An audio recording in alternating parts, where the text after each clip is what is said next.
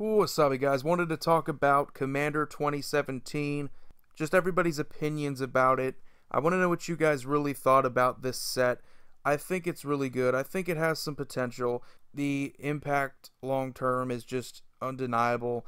We have some very good legendaries among these four decks, and I think overall, a lot of people are just discouraged. They're either just unhappy that there's only four decks this time, or that the decks that we've got just don't include enough, which I can understand that reprint wise. They could have done something similar to what they did last year with giving us something like a chromatic lantern for the dragon deck, which is one of people's biggest complaints about any particular deck, is the fact that the dragon deck just didn't give us enough lands or any sort of mana fixing in artifact form that would help speed the deck up, as well as just good card draw. The deck doesn't have great acceleration at all, so you're going to have a huge disadvantage whenever you're trying to play this deck, just being outpaced and getting steamrolled by everyone else.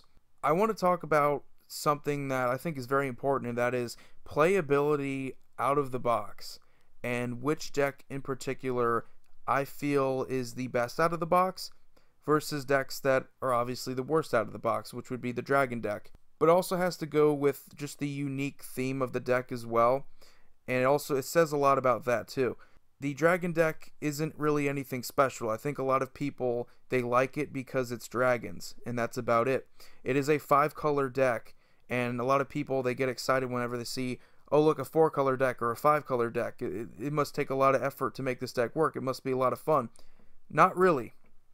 The dragon deck is incredibly simple. You play dragons, and that's it. You have an engine here with the Eminence on the Dragon that allows you to play dragons one cheaper, which you would think would speed the deck up, which it does a little bit, but it doesn't do it enough to justify trying to play this competitively. It's more of a fun deck. I feel like you're going to be disappointed if you try to bring this to a Commander FNM with the intentions of going big or going home. So it's a fun deck. I can definitely see people having a fun time playing it.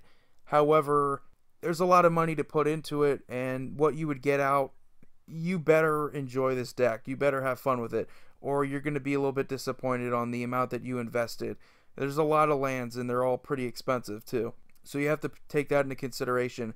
And the other strategy with Ramos Dragon Engine, it's just more mana, which doesn't seem too interesting. It helps you get more mana. That's about it. And then we look at the other legendary, which is Okagachi.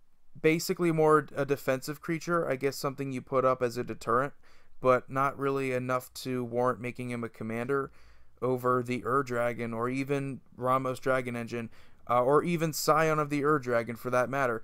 We have some better options there, and it's quite clear.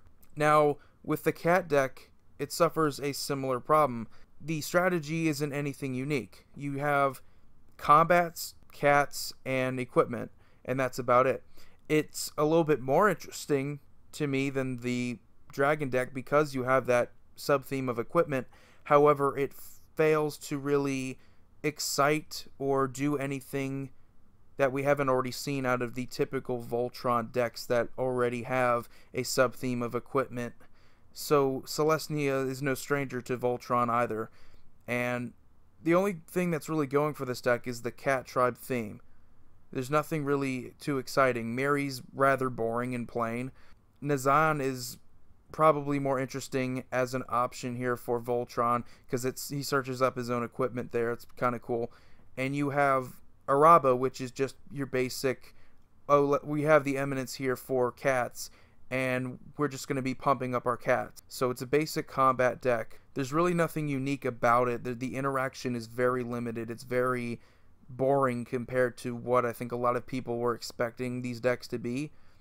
But if you made it too involving, I think it would hurt its playability out of the box, which out of the box I think it's, if not the most, it's easily the second most playable out of the box. So it's definitely, it has that going for it, but unfortunately just inspiration for making a better, more powerful deck, you can only do so much here. I mean, the amount of equipment that you would need, that's about it. You're talking about getting the swords here, making it more expensive, but that's about it. There's only so much more you could do with this deck to improve its playability. And then we have the Wizard deck, which I would say out of the decks, it's like the one of the least playable out of the four here. I would say maybe even more so than the Dragon deck, and that's saying a lot. But usually whenever you have a deck that depends on combos and control, a lot like how I feel that Inala, Marcel, and Kess are going to be dependent on combos, I definitely feel that this isn't good out of the box. It's definitely good to build on. It has an incredibly high ceiling, and I feel like people are going to notice that. And we already notice that now because Kess is the most expensive commander. I think it's around $12 now on TCG Player, so goes to show a lot of people have been brewing with this deck. They want to see which deck is going to provide the most competitive play outside of just these four decks.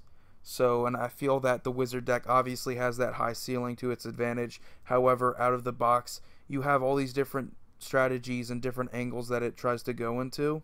I don't see that as being a good deck for new players to get into, or players that just want to play basic Magic.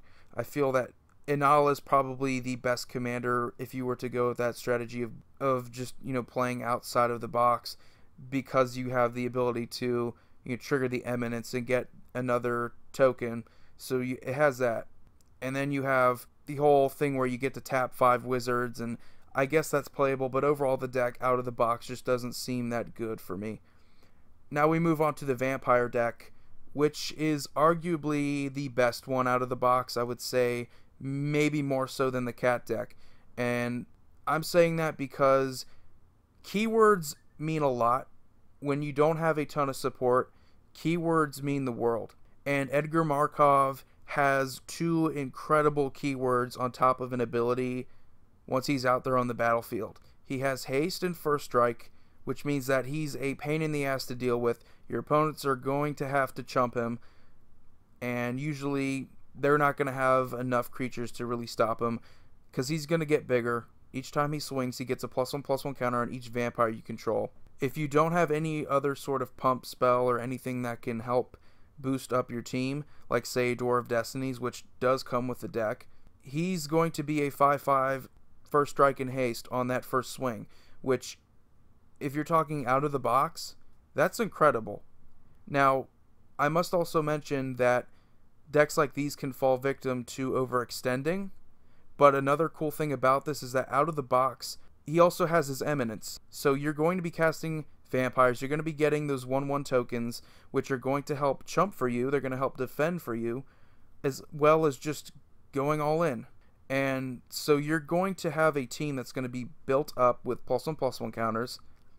Granted, if you can keep attacking with Edgar, if he survives on the field long enough to just assemble this huge army, which you should have no problem doing. I mean, the deck has some good value vampires, and the amount of money that it would take in terms of good value vampires to add to the deck, it's not that much. The deck already comes with Captivating Vampire, which was one of the more expensive vampires, and he was only at $5.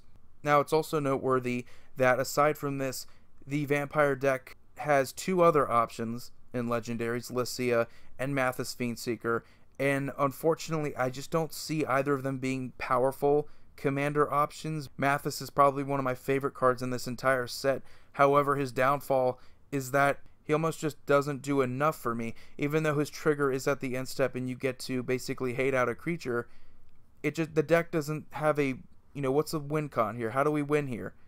I mean, it could be a group hug strategy, but in Mardu, you're more or less just trying to play control, or you're trying to go on the offensive. And Lycia falls victim to sort of familiar Voltron strategy.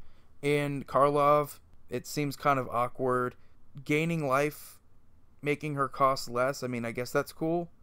But she doesn't really do what we previously had effects like these for, say, Rakdos Lord of Riots and Neheb the Eternal, which both made your spells cost cheaper through dealing damage, the loss of life. And Lycia, if she made your spells cost less based off of the total amount of life that you gained, that would have made her a little bit more on my radar. But because of that, she's very, I mean, she just doesn't seem like she's going to be that relevant. Maybe as one of the 99, but then again, she is very dependent on that life gain to make her cheaper, to make her worth it. And I just don't really feel like a vampire deck, especially this one out of the box, is going to be dependent on lifelink. So I definitely think the vampire deck out of the box wins it for me. The cat deck is a very close second, just because Nazan has the ability to search up his own equipment, so that definitely does it as well. I think if you were to go with either of these two, probably Nazan for the fact that he can search up the equipment, and Edgar for the fact that he can just steamroll your opponents. The other two decks are just crap out of the box. I mean, let's be honest. You need too much to add to the wizard deck, and what you need to add to the dragon deck, there's just too much for mana fixing. The deck is just not good enough as is to really be playable.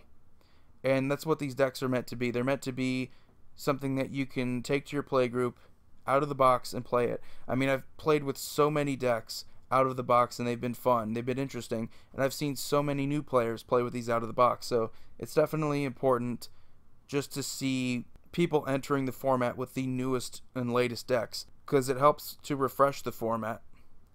It's what makes it great. It's not like other formats like Modern where we see a lot of the same shit over and over again. But anyway, guys, that was just me rambling on.